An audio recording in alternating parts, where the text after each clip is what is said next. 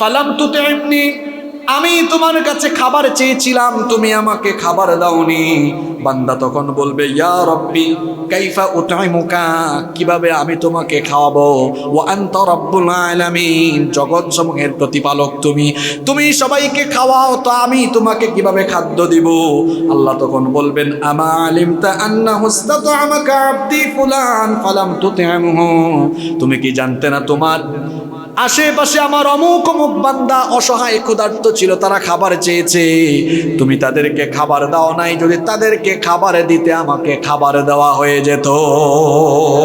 সুবহানাল্লাহ। তার মানে ইসলাম কত সুন্দর। ইমানদার হবেন যিনি, আশেপাশের অভাবী অসহায় লোকদের খবর রাখবেন তিনি। পরকাল অবিশ্বাসী যারা এতিম মিসকিনদের সাথে দুর্ব্যবহার করে তারা, এজন্য আল্লাহ তাদের ব্যাপারে অন্য সূরায়ে কোরআনুল কারীমের